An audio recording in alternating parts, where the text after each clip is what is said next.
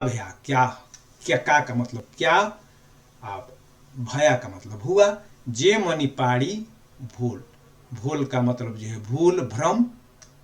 पासी बिन पानसी बिनंठा, बिनंठा का मतलब जो है ऐठा, तूड़ा तूड़ा मूड़ा गंदा। कपड़ा माने कपड़ा, क्या करे बिचारी चोल, बिचारी यानी कि बेचारा।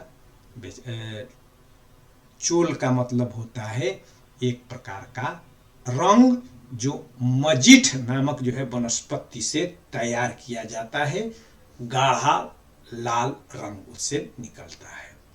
तो अब इसका जो है सरलार्थ क्या है, तो सरलार्थ यही है कि अगर सदगुरु मिल ही गए तो क्या हुआ।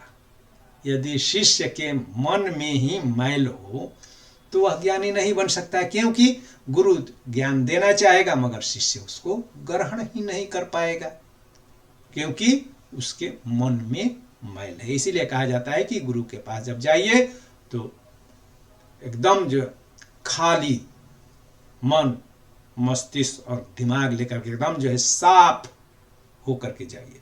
सब कुछ जो है साफ, क्या है आपके मन मस्तिष्क में, आप उसके बारे में क्या जानते हैं, जब गुरु के समक्ष बैठिए तो ये सब जो है भूल जाइए, तभी गुरु के द्वारा दिया गया जो है ज्ञान आप ग्रहण कर पाएंगे। तो वहीं कह रहे हैं कि अगर सदगुरु मिल ही गए तो क्या हो गया, अगर शिष्य के मन में ही मैल हो तो वह ज्ञानी नहीं बन सकता है। ठीक वैसे ही जैसे कि गंदे कपड़े पर को अगर रंगने का प्रयास किया जाता है तो उस पर जो है अच्छी तरह से जो है रंग नहीं चढ़ सकता है। अब इसमें उस रंग का क्या दोष, रंग तो जो है सबको सारे कपड़ों को रंगता है। अगर साफ सुथरा जो है कपड़ा रहता है तो उस पर जो है गाढ़ा चटक आकर्षक रंग चढ़ जाता है, मगर वहीं जो है गंदा कपड़ा हो, मैला कुचैला टूड़ा मुड़ा हो तो उस पर रंग नहीं चढ़ सकता है, अच्छी तरह से रंग नहीं आ सकता है। तो इसमें